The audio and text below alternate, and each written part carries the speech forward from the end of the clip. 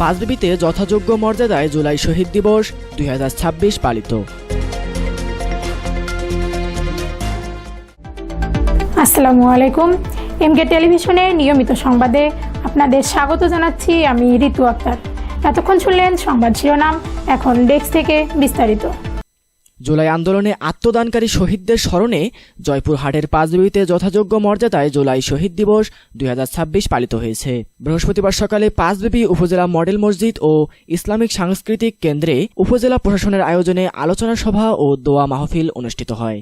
উপজেলা নির্বাহী কর্মকর্তা কাশপিয়া তাসরিনের সভাপতিত্বে অনুষ্ঠিত সভায় বক্তব্য দেন পাঁচবিবি থানার ভারপ্রাপ্ত কর্মকর্তা ওসি হাফিজ মোহাম্মদ রায়হান, উপজেলা প্রাণী সম্পদ কর্মকর্তা ডক্টর মোহাম্মদ হাসান আলী, সিনিয়র উপজেলা মৎস্য কর্মকর্তা মাহমুদা খাতুন পপি, অতিরিক্ত কৃষি কর্মকর্তা কৃষিবিদ মোহাম্মদ মেহেদি হাসান, উপজেলা বিএনপির সভাপতি সাইফুল ইসলাম ডালিম, সাধারণ সম্পাদক আব্দুল হান্নান চৌধুরী, পৌর বিএনপি যুগ্ম আহ্বায়ক জিয়াউল ফিরদাউস রায়, উপজেলা জামায়াতের সেক্রেটারি আবু সুফিয়ান মুক্তার, পৌর জামায়াতের সেক্রেটারি মোহাম্মদ গোলাম রব্বানী, পৌর ছাত্র দলের আহ্বায়ক রাব্বিউল ইসলাম রকি, পাঁচবিবি প্রেস ক্লাবের সভাপতি মোহাম্মদ আজাদ আলী এবং জুলাই আন্দোলন দমনে বিশেষ আইনে জয়পুরহাট জেলায় প্রথম আটক হওয়া বিএনপি নেতা মোহাম্মদ আব্দুল আলিম সহ বিভিন্ন রাজনৈতিক, সামাজিক ও পেশাজীবী সংগঠনের নেতৃবৃন্দ।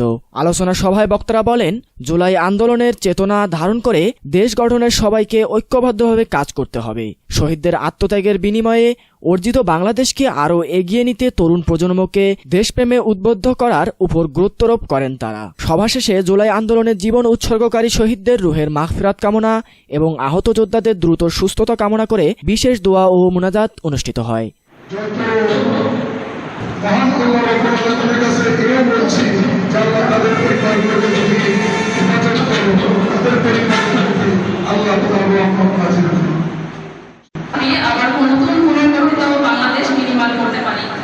আপনারা সবাই অবগত আছেন, আমাদের সরকার প্রধান জনাব তারেক রহমান, মাননীয় প্রধানমন্ত্রী, তার যে অফিসিয়াল যে বক্তব্য দিয়েছেন সেখানে কিন্তু তিনি খুবই ভালোভাবে একটি লাইন আপনারা খেয়াল করেন। উনি বলেছেন যে 16ই জুলাই, প্রতি বছর 16ই জুলাই আসবে, এই 16ই জুলাই শহীদ দিবস হিসেবে উদযাপন হবে, কিন্তু শুধু 16ই জুলাইকে আমরা আমাদের সেই সব আত্মাহুতি দানকারী জুলাই শহীদ বা যারা আহত হয়েছে তাদের তাদেরকে আমরা স্মরণ করেই ক্ষান্ত হব না।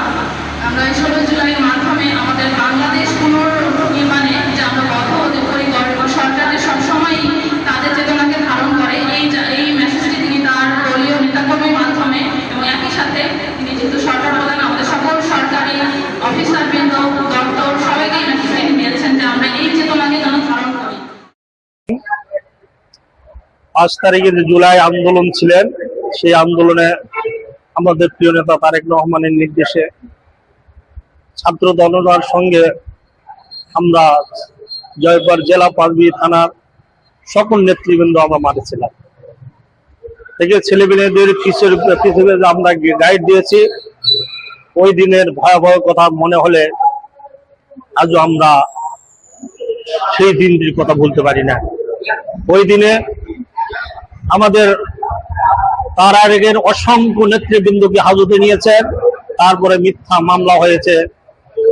আবার ধরেন যে ইউনিয়নের একটি ছেলে, ও জুলাই আন্দোলনের মামলা, আলিম নামে একটি ছেলে প্রথম, সেও আসামি ছিলেন। তার সঙ্গে অসংখ্য বিএনপির নেতৃবৃন্দ আমাদের মামলা ছিল।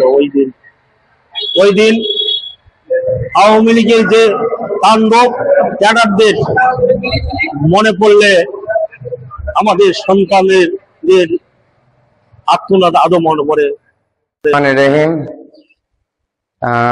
ফ্যাসিস্ট সরকার শেখ হাসিনাকে বাংলার মসন থেকে এই স্বৈরাচারী সরকারকে গণতন্ত্র প্রতিষ্ঠার জন্য তারেক রহমানের নেতৃত্বে 24শে জুলাই আন্দোলনে আমাদের জয়পুরহাট জেলা পাঁচবিবি উপজেলার আমি ধরঞ্জি ইউনিয়নের অন্তর্গত একজন বিএনপির নিবেদিত একজন তিন টার্মের ওয়ার্ড সভাপতি। আমি এই 17 বছরে এই আন্দোলনের এই ফ্যাসিস্ট সরকার আন্দোলনে অংশগ্রহণ করে আমার 17টি মামলা এবং জুলাই আন্দোলনে, এই 24শে জুলাই আন্দোলনে প্রথম যখন 16 তারিখ থেকে শুরু হয়, আমরা ধরঞ্জি ইউনিয়ন পাঁচবিবি উপজেলার নেতা সূত্র আমরা ব্যাপকভাবে এই ফ্যাসিস্ট সরকারকে হটানোর জন্য তোড়জোড়ভাবে জয়পুরহাট জেলাতে আমরা আন্দোলন করি। সে আন্দোলনে আমি মোহাম্মদ আব্দুল আলীম ধরঞ্জি ইউনিয়নের ছেলে আটকলা গ্রাম আমার প্রথম আমার বাড়ির থেকে গ্রেপ্তার করে পাঁচবি থানার তৎকালীন ওসি এসআই আনিস এবং মোতালেব দুজনে আমার বিবস্ত্র অবস্থায় আমার যে মানসিক নির্যাতন, টর্চার এবং সিলেট নিয়ে এসে প্রহর করে আমার চালান করে জয়পুরহাট সদর থানার থেকে। প্রথম আমি জয়পুরহাট জেলার 1 নম্বর আসামি মোহাম্মদ আব্দুল আলীম। আপনারা কাগজে কলমে এবং আমার পেপারস আছে, আপনাদের দেখাবো আমরা এতভাবে নির্যাতিত হয়েছি এবং দীর্ঘদিন আমি কারাভোগ করে।